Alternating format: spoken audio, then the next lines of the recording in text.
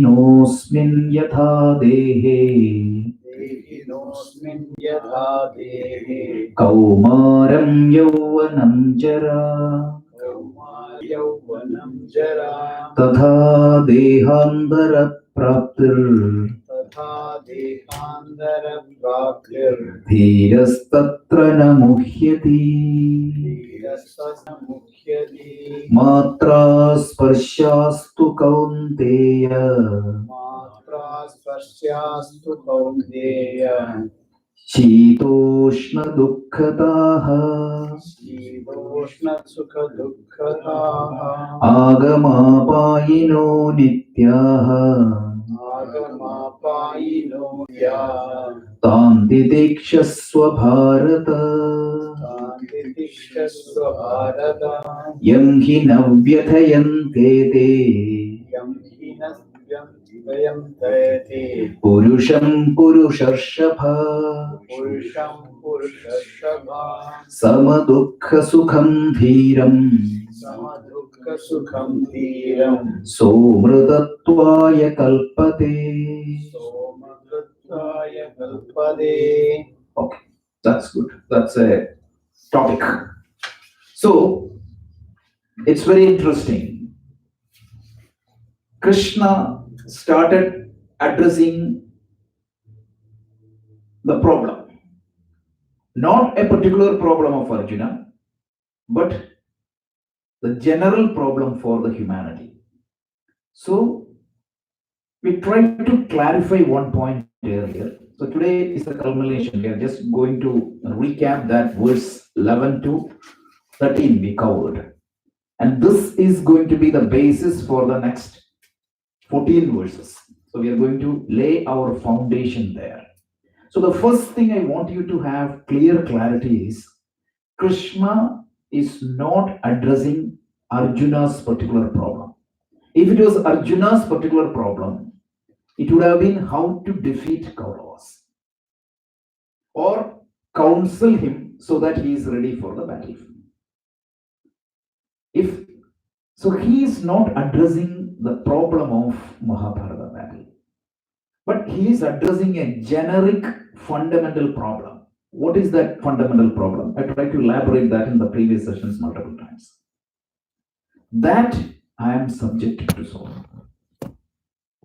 It's not that I have a particular sorrow, but that I am subjected to sorrow.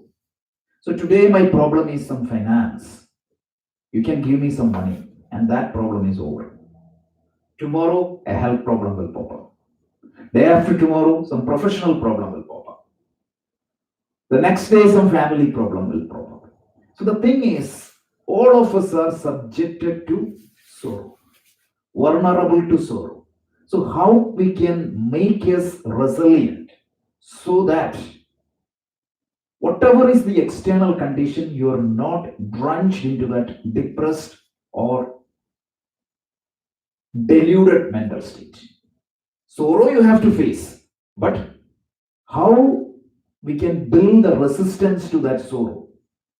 If you really think this is the problem of everybody, because the skill is that we are lacking. We do have the individual skill. We do have the professional skills. We do have the personal skills. We do have the financial skills.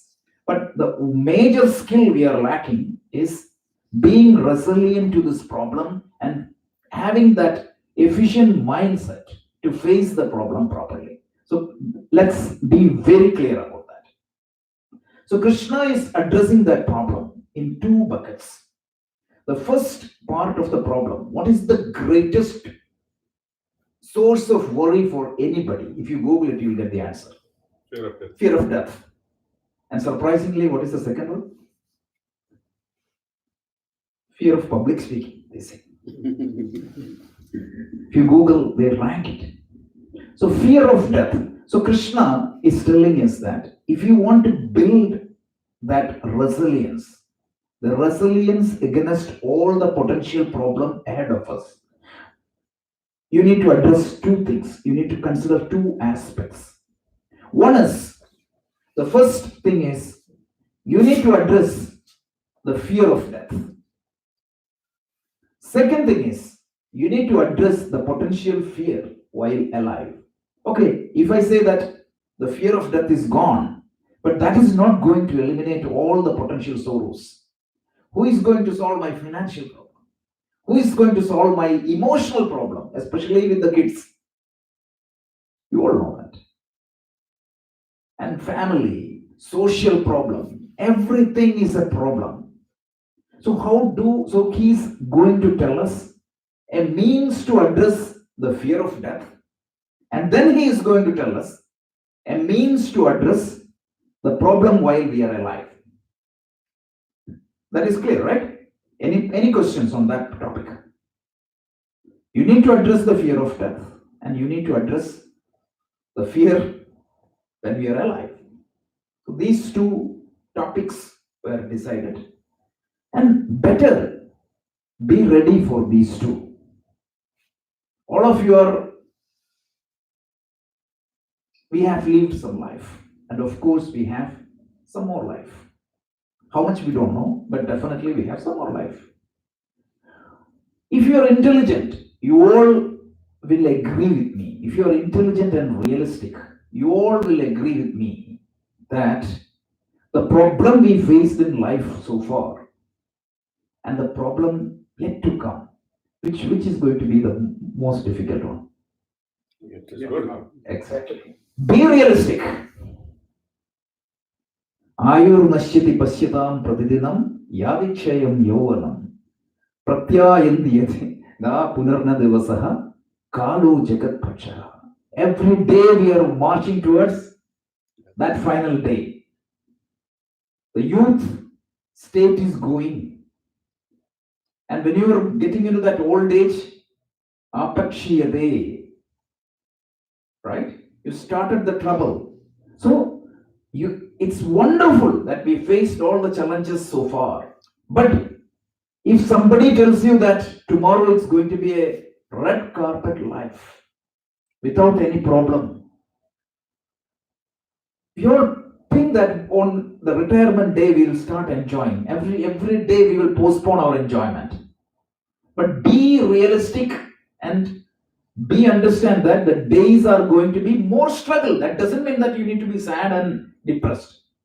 So better be prepared for this teaching.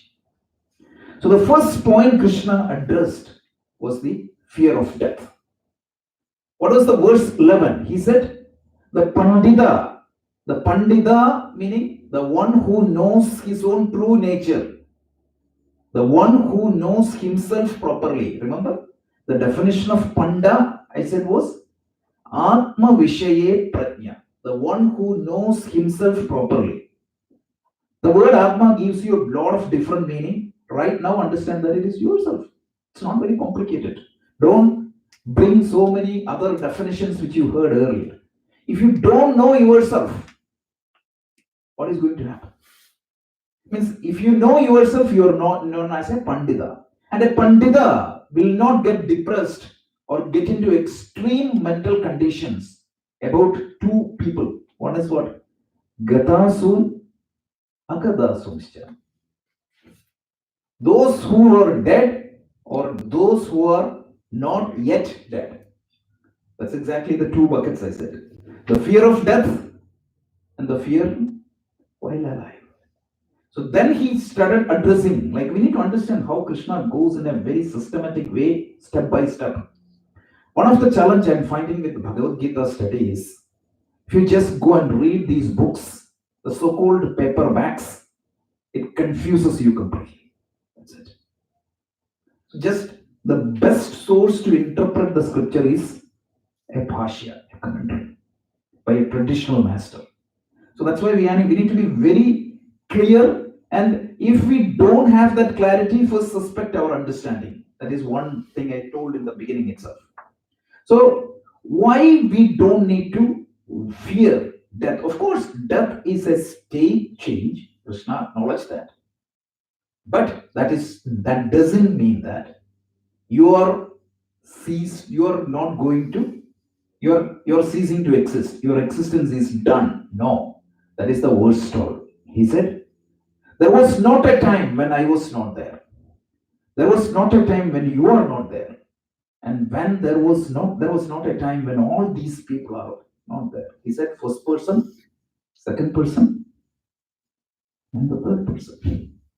And then he said what?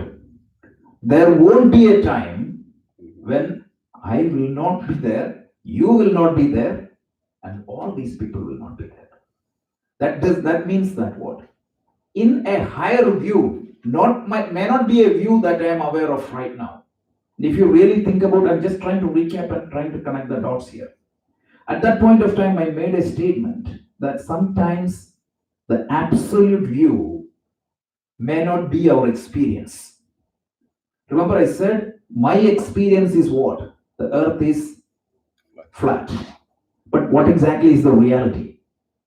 Every time my experience is constrained by the vision or the equipments available to me. If I go out to an outer space and look at the earth is round. So that's very important. So we defined two different points of view, or the two different definitions for the truth or the reality. If you don't understand, just raise the hands right now. We need to clear it right now. One is called the absolute reality, and the second one is called relative reality.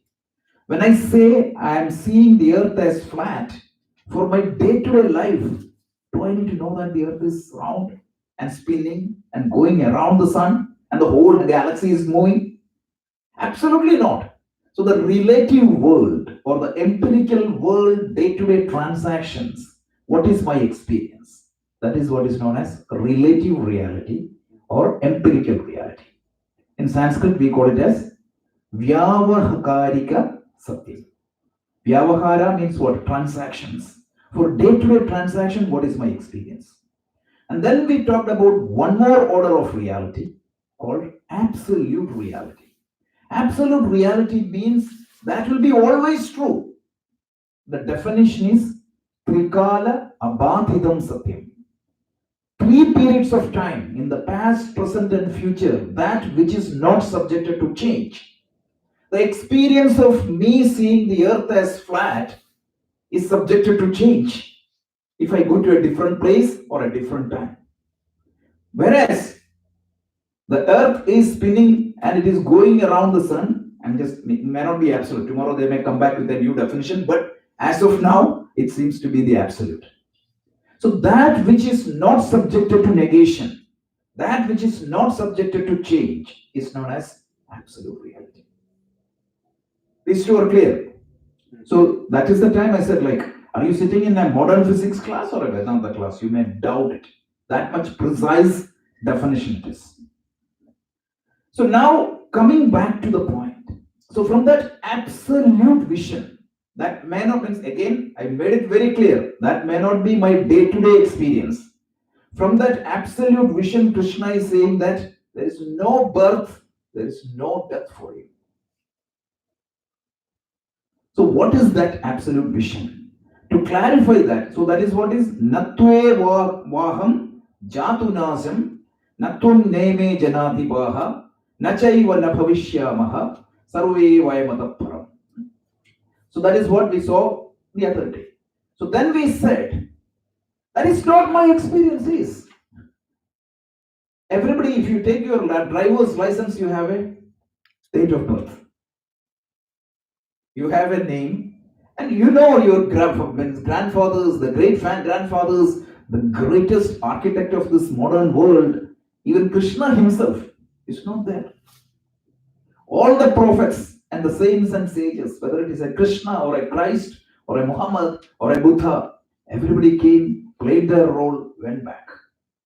So there is an apparent difference between what I observe and what is being stated by the scriptures as absolute. So to clarify that, he defined 3 different dimensions for every life. For every living being, Krishna said, there are 3 different dimensions. We discussed about this last week. The first dimension is called the physical body. So to explain this, I picked up an example of a computer. So if you take a computer, the computer has 3 dimensions. One is the hardware, which is that which can be seen and touched by you. And then there is a software, which is a subtle aspect. But the personality of the computer is always provided by the software. Remember, I said this is a word processor right now, and it can be a game tomorrow, or it can be something else. So the personality of the hardware is provided by the software. The computer will not function if that software is not there. Even if you power the computer, without the software or without the subtle body, the computer will not be able to express itself to you. The personality of the computer, imagine the computer without operating system or BIOS. Remember, the BIOS software, anything, nothing is there. If you plug the computer, what is going to happen? Nothing. It's like a dead computer. So, in other words, can I say that the subtle body is going to at least helping us to see and use the computer? Of course, without physical body, the subtle body cannot function. So the hardware is called as a physical body, and the software is called a subtle body. And I tried to answer a few criticisms about this subtle body by some rationalists and some agnostic people. They always say that the weight of the subtle body. So I tried to prove that by quoting a modern example. I was telling that the hardware may weigh like 2.2 pounds, which is the weight of a brain, like your memory. And if you fill that memory with let's assume that it is 2 TB of data. 2 TB of data means it is the lifetime of your, if you take a standard definition video, and from 0 to 80 years, you can put that in the 2 TB. You keep all the data into that hard drive and weigh that hard drive again. What would be the weight? So how much data I added, and it is not changing the weight of the computer. That is exactly the difference between gross body and subtle body. So just like that, a human being or a living being also has a physical body, which is the anatomy of your system, which is your brain, everything, sense organs, everything. And there is a subtle body, which is equivalent to a software system. And these two, combination of these two, makes me a feeling that you are alive and you are functioning in the world outside. Imagine that you have only a physical body and the subtle body is absent. What is going to happen? Same example, just connect that same example. It is always clear. A computer without any BIOS software, without any operating system, without any application software. Dead computer. So if it is the presence of the subtle body creates a feeling that you are alive. Now the question is, the final question. Is the physical body and subtle body alone is good enough for you to feel that or to see that you are alive? Go to the same example. The computer has hardware. It is loaded with all the wonderful software in the world. If there is no power, still it won't function. Correct? This is a brilliant example. So if I said three things very carefully. One is, without the hardware, the power and software cannot express this in the world. I have the CD. I have the power, but there is no computer. I cannot see any personality outside. I want to see the personality of a word processor. I brought Office 365. I got excellent power supply. No use. I got the computer, P7 Pro. I got 2 TBs of hard disk. I got the best hardware in the world. Surface, you got it. But no software installed, no BIOS installed. Power is also there. Still, The personality won't be expressed outside. Third scenario, excellent hardware, amazing software, no power. So, in other words, if you want to see a sentient being, a conscious being, or if you are seeing a conscious being, a sentient being outside, or if you are conscious of something and if you think that you are able to express outside, that means there is physical body is functioning, subtle body is functioning, and there is one common source that is giving them the consciousness. And what is that third factor, which is power source?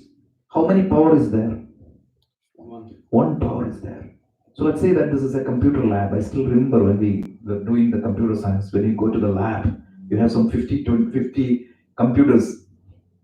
One could be HCL, the other could be Zenith, the other could be Lenovo. Some could be made in America, some could be made in China, some could be made in Japan, another could be made in India, like all of us. Correct? In other words, the performance of the computer will be depending upon the hardware. The performance of the computer will be certainly depending upon the performance of the software. But none of them will come out without that one power. So, like that, for life to express in the world, we said three things has to be aligned. One is the physical body, second one is subtle body, and the third one is the consciousness. Because the presence of subtle body and the physical body is not going to make something conscious. So how many consciousness is there in the entire universe? There is only one. So it can be considered as like a sun shining in the sky. And imagine that you have 100 buckets of water.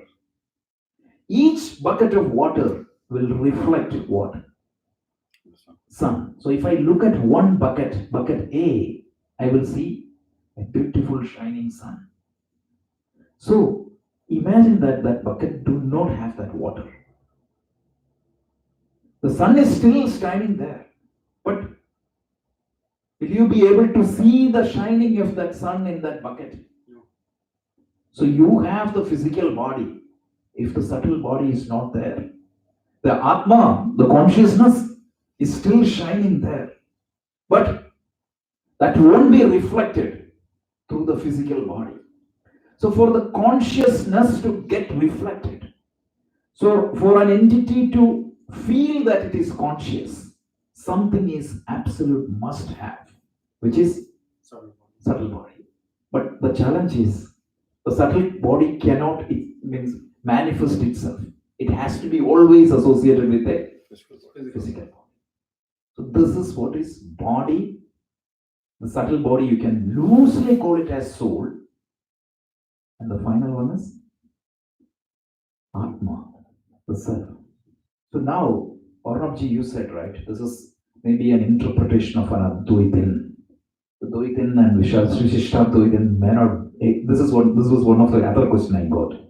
What is the scriptural sanction for you to say that Atma is one? Because in Vedanta, the process we follow is Shruti, Yukti, and Anubhav. This is the methodology by which you test any statement in our traditional study. The first one is it has to be accepted. It has to be approved by the scriptures. That is Shruti. Shruti means Vedas. Second is Yukti, logic. It may not be always proving logic, but I said if you want to believe something reasonable. Remember, I tried to explain the different points of view, and I just explained. Believe something that is reasonable, and then when you will be able to experience this truth, we are saying that you can experience it here itself if you practice. It's not a post-mortem reward. If I tell you that yes, you can experience it When? After death. What is the point? So if you tell me that you will go to heaven if you do A, B, C, it's a non-verifiable belief. Such systems, right? Not criticizing anybody, I'm just presenting the facts. First of all, whether there is a heaven or not, it cannot be proved from here. I haven't seen anybody who has gone to heaven and come back. Second thing is, if I go to heaven, whether I'm going to enjoy or not, that itself is a different question. People say that if you go to Vaikuntha, if you sit in front of Lakshmi, Vishnu, 24/7, you'll be happy. Imagine. Even Lakshmi herself might be bored, right? Sitting there, if you think really like that. So it's not like that. It's all stories are misinterpreted. But let's come back to the point. The point is Shruti, Yukti, Anubhava. And I just wanted to quote the Shruti. So there is an Upanishad called Shweta Ashwara Upanishad. So the Shweta Ashwara Upanishad clearly tells Eko Devaha Sarva Bhutantaratma. There is one Deva means what? No. It came from the root called Dvit, that shines by itself. That's the meaning.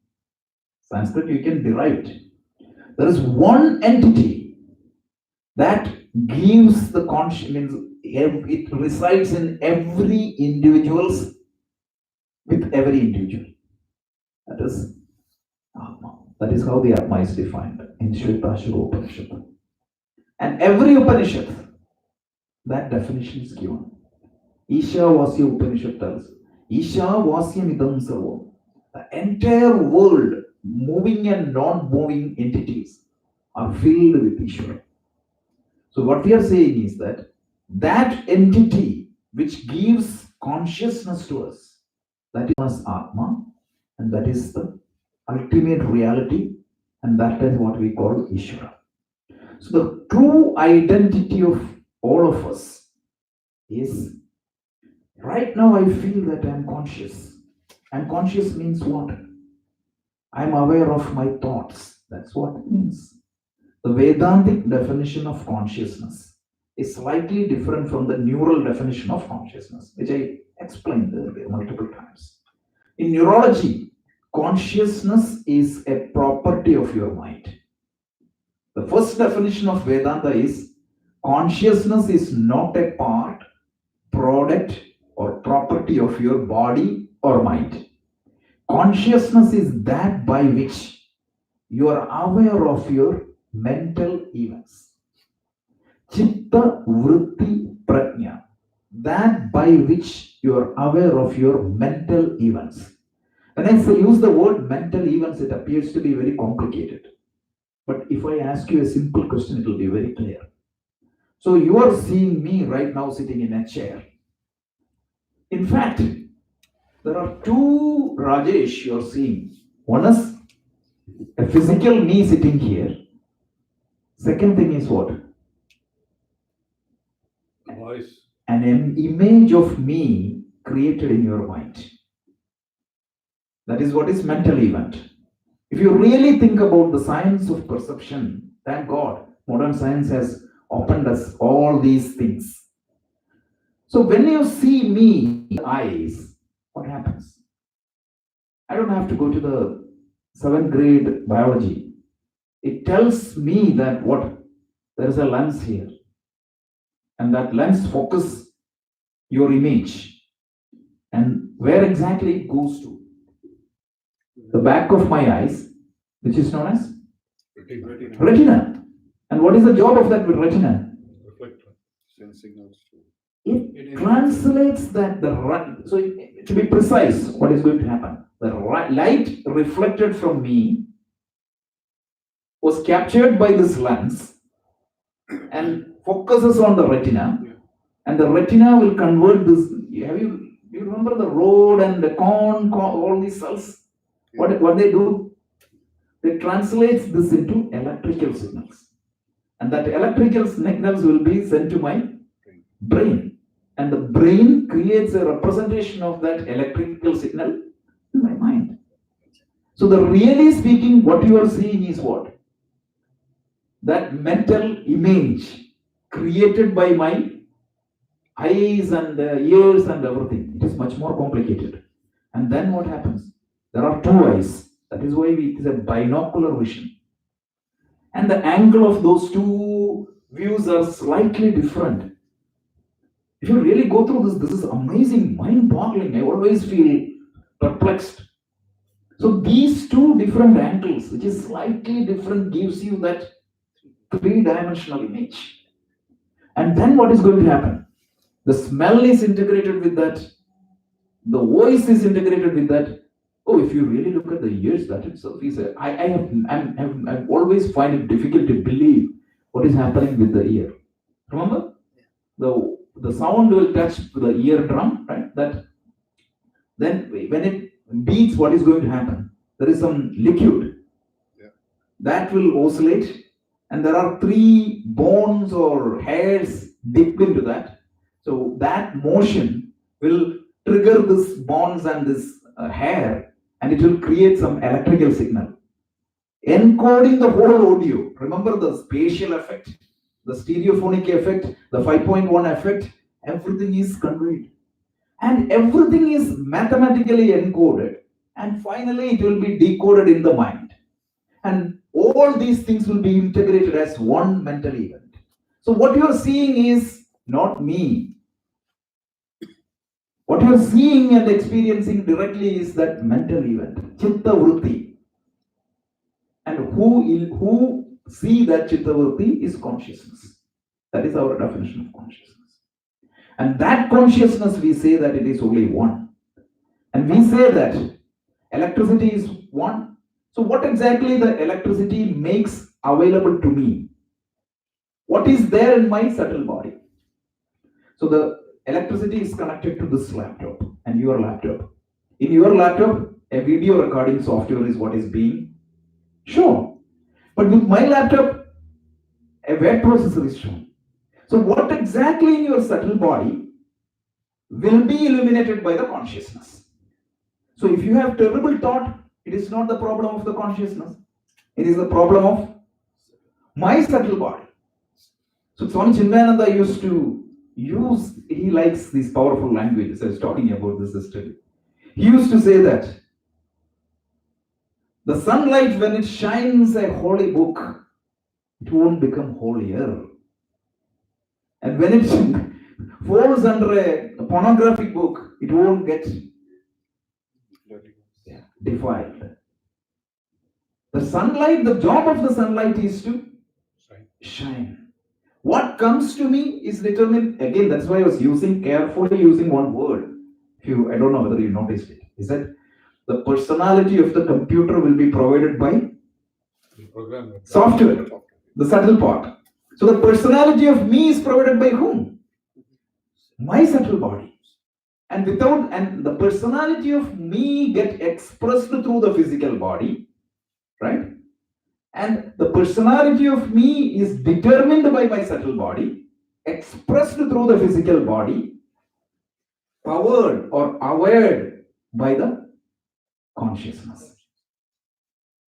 So the seer is the same actually. The seer is the same, but what is being seen is different. Shown to you is different. This is exactly what it is.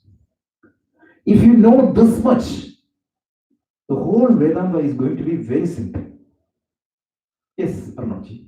So, Rajaji, two questions actually. Yeah. So, in terms of the seer, who is the seer? Is the Atma the seer or is the Jiva the seer? Correct. That's a good question. Ideally, really speaking, who is the seer? Atma. Correct? Because Atma is that which provides you the consciousness is Atma. Correct? So the definition of consciousness is what? That by which I am aware of my mental events. That by which I am aware of my mental events. That is the consciousness, and that consciousness is provided by Atma. There is only one Atma. And that is why Max Planck said, I regard consciousness as fundamental. I regard matter as a derivative of the consciousness. So now come back. I'm just back. But the problem is, right now you feel that I'm limited, I'm constrained by this body, but that is what is you are aware of. So the problem is the problem of identification. Ideally, I should get identified with the Atma. Yeah. But practically, I'm identified with my body or a combination of my body and mind. And one more thing also Yeah. on this point, Rajaji, is that it appears to me to be this, and please correct me, that there is no individuality in the Atma. Correct. Atma is like a universal source, Correct. universal consciousness. Correct. But I have my karma, Correct. I have my experiences, I have my baggage, Yep. I have all my everything which makes me me. Beautiful. That is separate from Atma. Which make me feel like isolated entity, right? Right. Yeah, okay, got So it. how can I be the Atma? Atma is facilitating me. Atma is empowering me. Atma is the power. But then I'm using the power. I'm not the power. Isn't that the case? It means you can argue that way, or you can say that I am Atma, but I'm using this, and right now this is a gadget available to me too. But I feel like the gadget. I don't feel like Correct. the Atma. That's what I said, like empirical experience. Right now, that is your experience. I agree. Right now, you feel that I am in this body. What exactly is moksha or self-realization is shifting that identification from the body mind to the Atma. That is what is self-realization. Self-realization is I'm realizing that.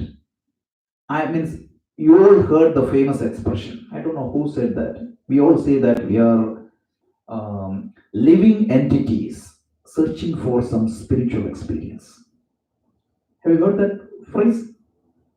But the correct thing is what? We are all spiritual entities experiencing some life experience. That's it. That's the difference. So the shifting of your identity from the body, mind, from the physical body to subtle body to Atma, which is the consciousness, which is the ultimate reality. That is the self-realization. And that's the time we are saying that Tattvamasi, right? Thou art that. And me and the God, the so-called God, all the God and all will disappear here. The traditional definitions of the God. I and the source of the universe is the same. Right now, take it as a hypothesis. It's not your experience, right? Of course, that's because otherwise we would have Being gods. Yeah. So we would have been self-realized masters. So the whole Gita is a journey which there are two problems identified by the Gita. One is identification, and the second one is attachment. Identification means wrong identification. In our Vedanta class, I would just strongly suggest you to watch that videos. We analyze this topic of identification in detail. Why I feel that I am this body? Because that's exactly what you're saying. Your experience tells me that I am in this body. Why? I quoted one example for phantom limbs. If you could just Google it. Phantom limbs tells you that you feel that one person had amputated his hands, and he always feel that amputated hand is touched by somebody else. Can you say that that experience is wrong? Was that real? Yeah, it was real. For him it was real. Yes. But how can it happen? That is the phenomena of phantom limbs. In other words, what I was saying was the nervous system in our body generate the feeling. It's like a virtual reality created by the software system. The physical hardware and software system creates a virtual reality for you. When you go to Disney and all, Have you gone to that spaceship and all those places? It won't even move. But I heard some people screaming and crying and everything as if something plant is coming and hitting them. That's my experience. The experience could be correct or it could be wrong. The point is, another simple example we analyzed in our Vedanta class was, we always feel that when we are in a dream, that is true. Was that true? No. You see dream, right? Yeah. So in your dream, what happened? You see that I'm in India. Yeah. But spatially and time-wise, where you were. North Brunswick. So what happened there? I was dreaming. So what I was telling was, what is being illuminated by the consciousness is what is projected on your screen, Yes. mental screen. Yes. In your waking state, what is the feed for that screen comes through my sense organs. Yeah. Whereas when I'm sleeping, the feed for that screen comes from where? From my own stored mind. Yes. So that's what the dream is. Yes. So, but your experience won't differentiate yourself whether the feed comes from your sense organs or whether that feed is created from your mind. Yes. While you are in that dream, It's real. it's real. Yes. So, like that, this is a kind of, don't think that this is a dream, but as if like a dream.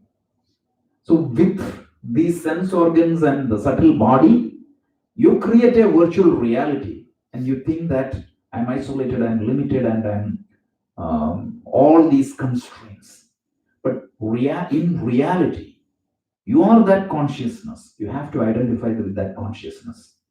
I cannot prove it right now, but at least please take this as a hypothesis. What is a hypothesis, by the way? An educated guess. It's an educated guess. The scripture is telling me, hundreds of masters are telling me, right? So, Shrunvanti Vishwa Amritasya Putra, one Upanishad tells, oh, the son of immortality. I have seen that.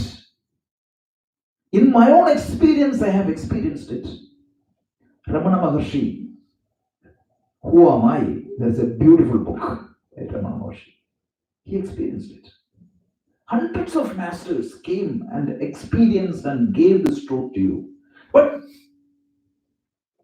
we are in a dream. There's a beautiful Malayalam movie. If you haven't seen that, just watch it with subtitle. It is called Guru.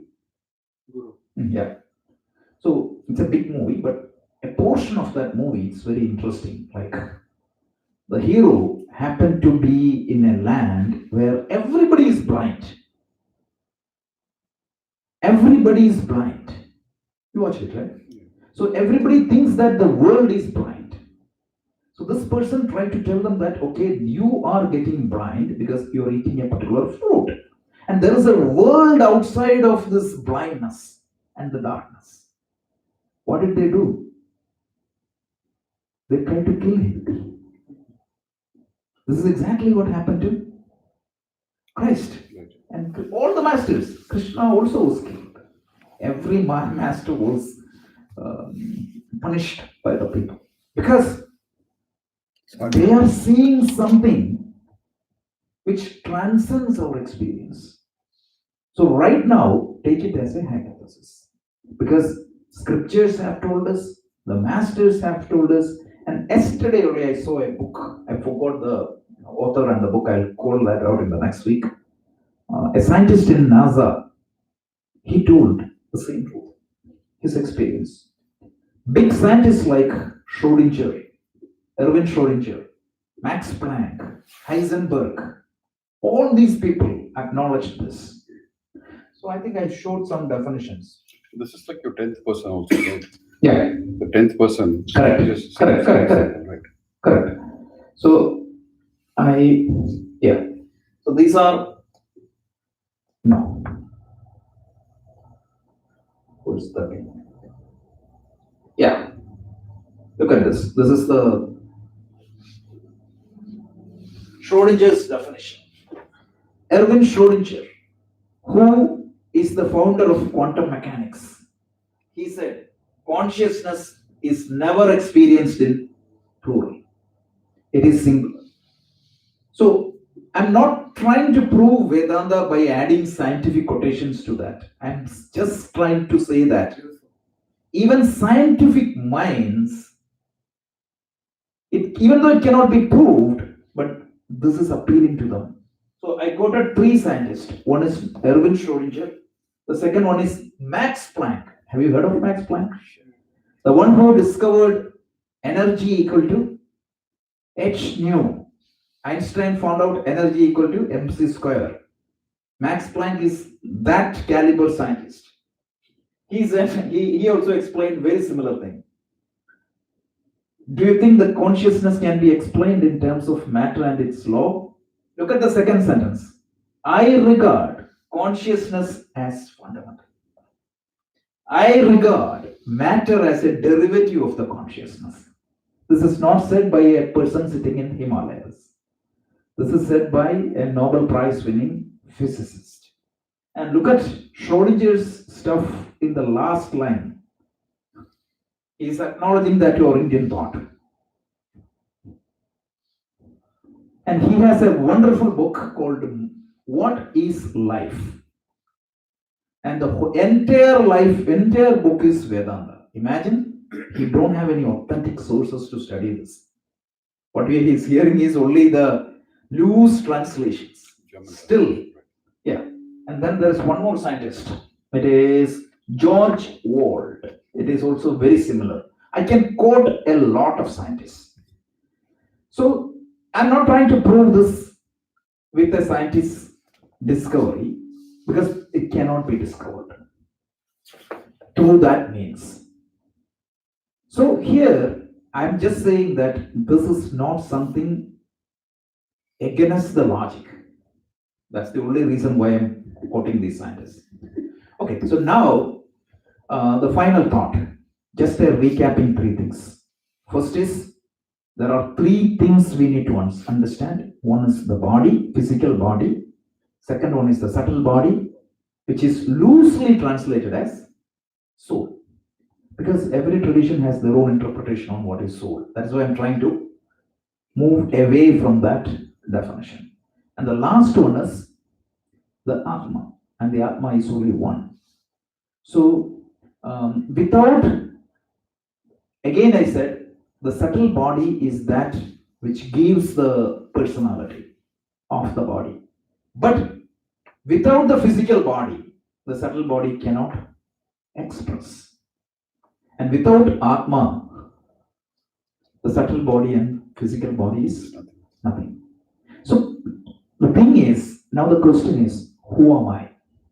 Am I the physical body borrowing the consciousness from Atma? Yes, you can think that way. If that is the case, I have a beginning, I have an end.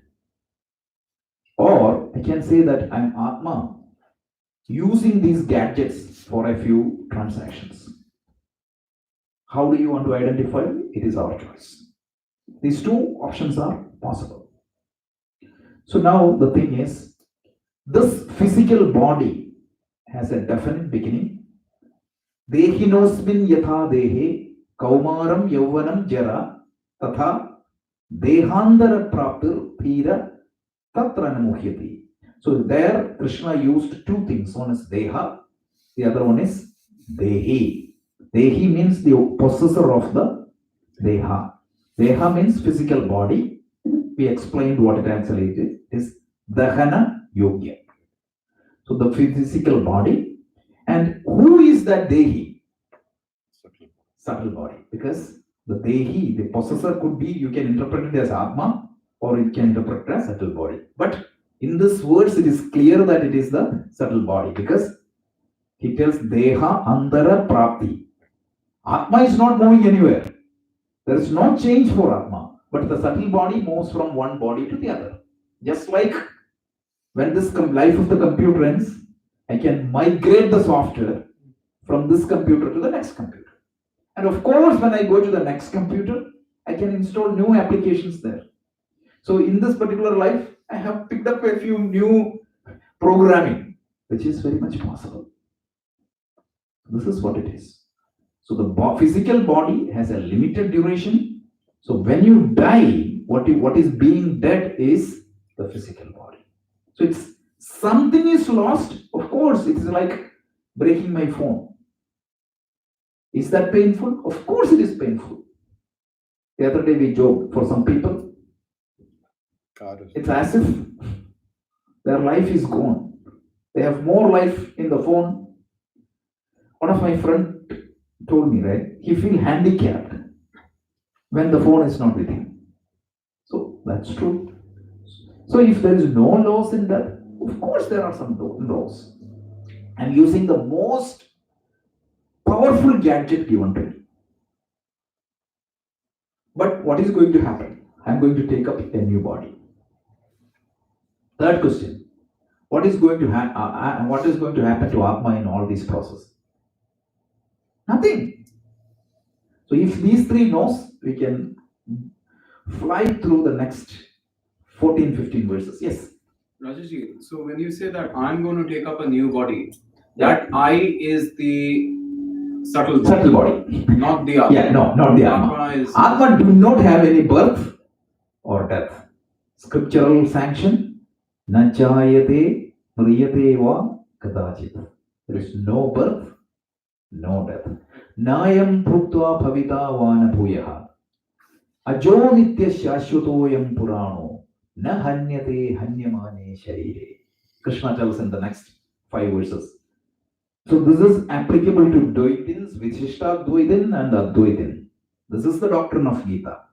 Because he tells, Najayate mriyate va kadachit. I was never born, as Atma is never born. Najayate mriyate va, never dead.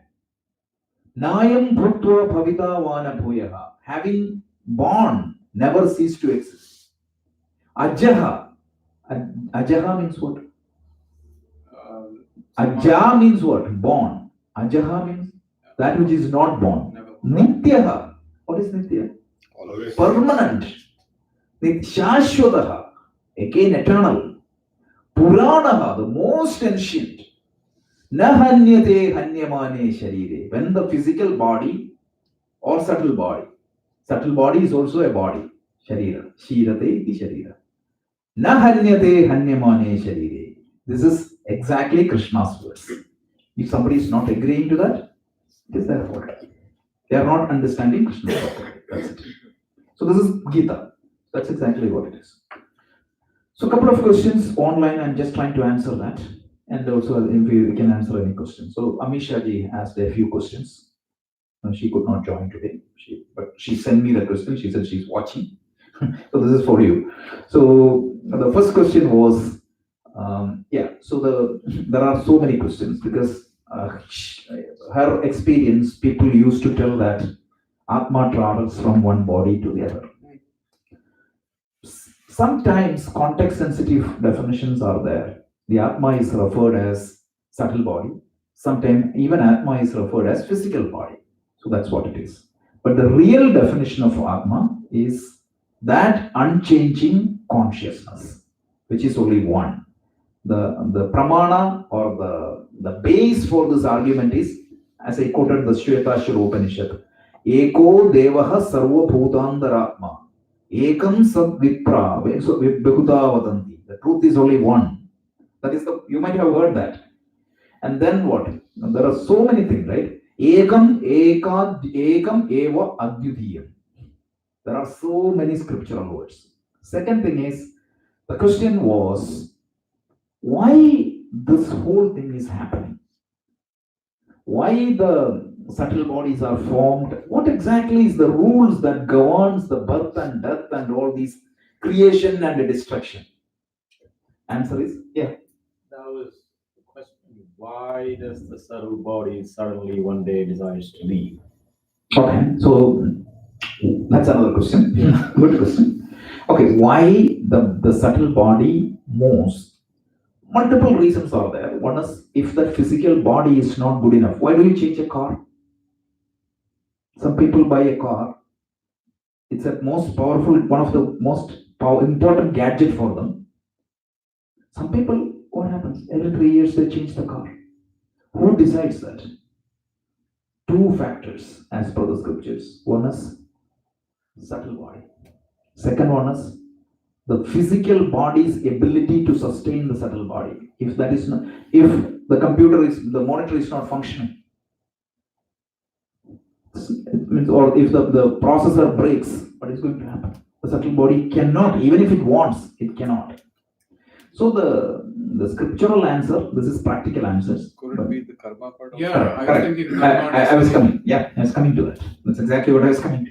I said that is the practical answer, but the scriptural answer is what happens is, so the karma explains this. That's a big topic. So we all come with a baggage of karma. So there's a pool of karma from the beginning of this cycle till now. What is happening is we acquire karma. Where every action we do, it leaves an impression. Again, the word karma can be confusing. When I say karma here, it is the impressions formed because of an action. That is also karma. Typically, when I say karma, what comes to your mind is the physical action. But the physical action leaves a footprint. That is what is karma. You will agree, right? The karma has some effect. If you start smoking from tomorrow, every day at 6 p.m. for next one year, after that, 7 o'clock, you will have do you need to look at the watch? Habit. to become happy. Exactly. That's the habit is formed by the footprint. That's karma. The effect of karma in our day-to-day life is habit. Simple example. Whenever we try to do something, neurology also explains this brilliantly. Like the neural circuits will be formed. It's a software. Once that, you have to understand neural network. Those who comes to our machine learning class, we are going to study. You'll appreciate Vedanta a lot when you study that neural networks, how it works. So this karma, Disconnected. yes, I forgot to switch on the light. That's okay. Anyway, so this karma, at the time of death, what is going to happen? Let's say that there is a pool of 100 karmas are there. Don't think that it is just 100. What happens is at the time of death, a subset of the karma will be extracted. So the karma, the global pool is known as Sanchita karma. And from that global pool, a subset of the karma will be pulled out. That is going to determine the direction of my next birth. It is known as prarabdha karma. So definition is when that prarabdha is over, that could be 5 years, 15 years, 20 years, or 120 years. And then once the prarabdha because of the prarabdha, I will find a new body. This is the 8th chapter. We're going to explain this in detail at that time. And when I get that body, whatever karma I acquire in that life is known as agami karma. So with agami karma, finally what is going to happen? The agami karma will go to that global pool, which is the Sanchita karma, and that refined global pool is going to determine the next prarabdha. This is the scriptural explanation. Who is choosing the prarabdha from the Sanchita? Is the There might be some algorithm defined by God, we don't know. Or is God choosing it? Now, God means what exactly is the law, right?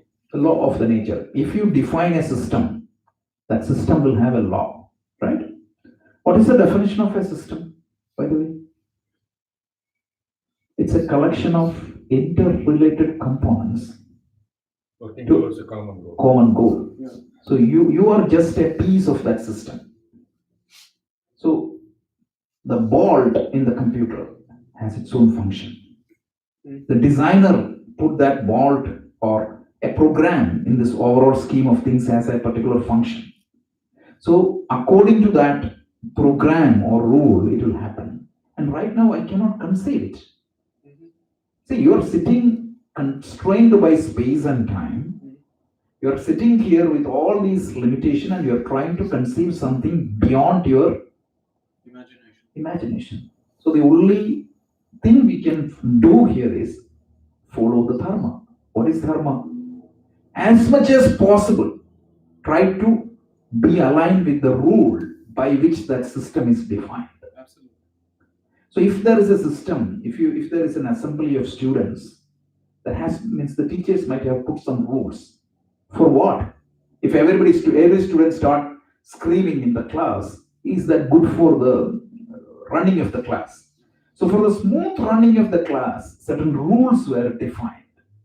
Conformance by every members to that rule is important for what? For whom? For themselves. The traffic rules. I don't want to stop in the traffic light. That is not my convenience. I want to go. Nobody likes being blocked. But why that rule came in? It is a system, traffic system, because it is designed to make sure that everybody is safe, everybody is commuting properly. So conformance to that law is not only important to me, it is important for the entire system. So when I conform to that law, I say that I am obeying dharma. This is the definition of dharma we have to understand. So conformance to the universal law is the dharma. It's not religion. Dharma is different. So understanding and conforming to that law is the role of all scriptures. So remember, what is the goal of Bhagavad Gita? Mama Dharma. Said the first verse of the first chapter, combined with the last verse of the last chapter. The first verse of the first chapter is Dharma Kshetre Kurukshetre. And if you go to the 78th verse of the 18th chapter, the last word is Mama.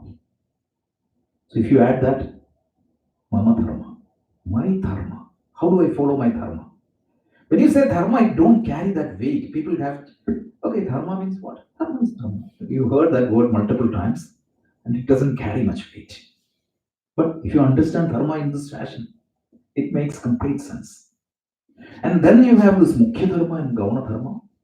All that is there. Like sometimes I'm a teacher, I'm a dad. We called out that example in the last class. So the dharma may conflict. And say, Dad, I need to take care of my child first. As a teacher, I need to be equal. So in a given situation, how do you know that what is your predominant dharma and what is the supporting dharma? Because if they conflict, what is the scripture tells? Follow the predominant dharma. Rama as a Raja, Rama as a husband, there was a conflict. Yes. At that time, what Rama had to follow? He had to follow the dharma of the king, even if it is injustice to the other thing. That is the reason. That is why Valmiki showed that incident. People don't understand that. Otherwise, he should have resigned. So like that, every time this dharma it's very complicated subject. Dharma is not very easy. But coming back to this topic. So the second question was, Amish Shagi's question was this one, right? So why these things are happening? It's beyond our comprehension. Only thing we can say is that it's part of that universal order. The universal intelligence who designed this entire cosmos has that rule well defined. And it is my favorite subject when I think about the whole physics laws and chemistry laws. I feel that there is that beautiful order exists in the universe. What I'm breathing is what is sent out by the whole leaves, right? How it is being recycled, how it is being beautifully designed. That is why it is a cosmos, not a chaos. So this cosmos is designed with well-defined design rules. Any system has to have a goal by which it is designed. A computer is designed, means a phone is designed for making the calls. A car is designed for commuting. So the universe might have designed with some purpose by the designer. We don't know that. So that's the only answer I can give. Any other answer I can come up, but that answers won't be good. And interestingly, this question was asked by Swami Vivekananda in the World's Parliament of Religion. And his answer was, I don't know. And people liked him more for being honest rather than coming up with some fictitious answer. He said, I no way for anybody to understand that right now because you are in that framework. You're trying to understand the design of the framework, which is impossible. So the last question was when the question is some people have seen the spirit and the Atma. Again, I don't have any answers. When you say seeing, I'm not denying the fact that some people might have seen. But what exactly are they seeing? Remember, what exactly is their direct experience? What is projected in their mind? Sometimes it might be external, sometimes it might be internal projection. So that's it. All these Bhuta, Preta, and ghost, etc.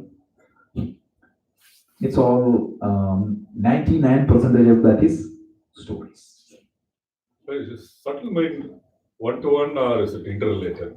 Subtle, it's one-to-one. Like one subtle body will be associated with one physical body. No, I'm talking about when it transcends from one to the other, right? Yeah, it will be from one body, it will take a new body. That's it. It won't go to two bodies. Not that way. Yeah. So I have seen my grandfather. I believe that I'm in a good, certain good deeds of him has given me some good things. Correct. Like he used to help Correct. anybody who comes to him, Correct. even if it doesn't have money, he will help. Correct. So that's what I'm asking. Like if I do some things, my offsprings, even though they are different subtle minds, Certainly. Because are they going to get the up? explanation by Vedanta is slightly different. You believe that that action has contracted. But the Vedanta will tell you that you born to his family because of his noble karma. Because your past also had some good deeds, which forced you to be part of his family. So, if you do good things, what is going to happen is the offsprings that comes to your family would be naturally, their prarabdha would be having some similarities, some connections with you. Right? Yeah. And I believe that. So that's why do good. At the end of Mahabharata, Vyasa would stand up and cry, right? I wrote almost 100,000 verses. I tried to explain different scenarios of life. But if I summarize that into one word, please follow the dharma. And crying in front of you, please follow the dharma. Because dharma rakshati rakshita. He who protects dharma. If you follow the law properly, what happens? The law protects me. Not just here, but even in the upcoming lives. Or whatever is our future journey is. This is logical because karma is not a shock absorber. I mean, it's not a fatalistic belief. It is a shock absorber, which it makes you more responsible. So that's why I said, like, if you want to believe something reasonable.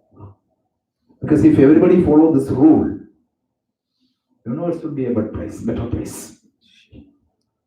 So this is what it is. So I hope at least we have clarity on 3 topics.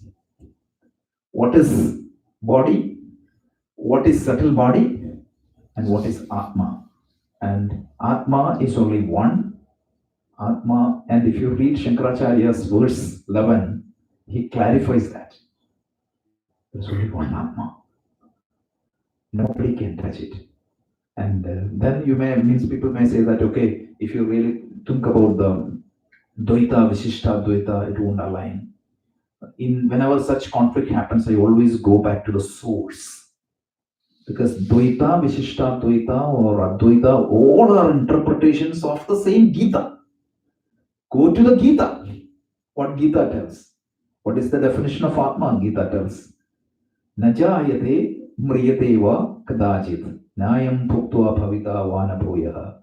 Ajo nityasya shashvatoyam purano na hanyate hanyamane sharire.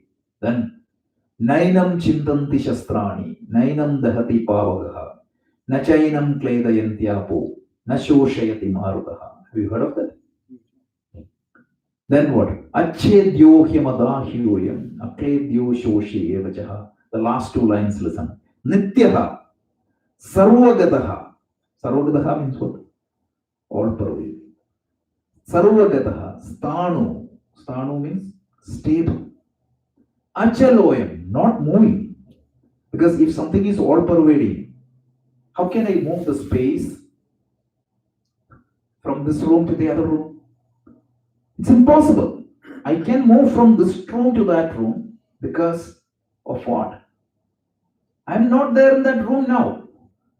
Or spatially, I'm not covering that room. If I'm covering that room, I cannot move myself within myself. So the Atma is all pervading everywhere, it cannot move. Nityaha sarvagataha sthanu rachaloyam sanatanaha, in most eternal. This is the definition of Atma given by the Gita. So now, with that, Krishna is saying that, now the next verse we are going to see is, if you don't need to worry about, means if the death is not a complete cessation of your existence, that's all we said, right? The complete cessation of the existence, of course, there is a scope. Okay, if that risk is a little bit mitigated, what is the next risk? Living itself is a problem. Correct? My experience daily is very difficult. And some people even decide. You say that fear of death is the big death. Means some people commit suicide. Why? Because they cannot face the situation here. So how do you handle that? That's the next verse. These two has to be addressed. And then he's going to spend some time on the Atma part. What is that Atma we are talking? And couple of verses, especially 16 and 17, no modern physics scientists can give a better definition. You will be amazed. It's amazing, amazing definitions. And then for up to verse 38, this discussion is going to happen. Krishna is going to say that no situation in the world should not put you in this depressed state. Now the question is, yeah, theoretically it's good, but how do I experience it? You need a means to experience the state you are talking. So Krishna introduces a new topic as yoga. Essentially, it's a means to change your mental state into that level. So that's the next portion. So as I said, like this second chapter has four major portions. One is first verse 1 to 10, it is the problem statement, restatement. Second is verse 11 to 38, it is why we should not get into these depressed or unhealthy state. Krishna explains that from three orders of reality, from the absolute level, relative level, and even from the illusionary level. Then from 38 to 53, he explains what is the means of gaining experience to this, that is yoga. And finally, the last portion, he explains, once you gain this state, are you going to be, means to your question, suppose you change your identity from a body to Atma, what does that mean? Tomorrow, how do I am going to live in this world? How am I going to talk to my wife? How am I going to smile at my child? How am I going to go to the work? I'm Atma. If somebody asks you your name, you may say Arnab Ji, Arnab. Tomorrow I'm going to visit Sachidananda Atma. No. So how am I, with this knowledge, how am I going to transact in the world outside? Brilliantly explained. That is the Sthita Prajna Lakshana. Look at the sequencing, how nicely it is arranged by a brilliant master. So Gita has to be appreciated and studied to this level. Then only that appreciation comes in. So beautiful. Yeah, that's all. Okay, sorry about that. Yeah, there were a few more questions I will try to answer in between.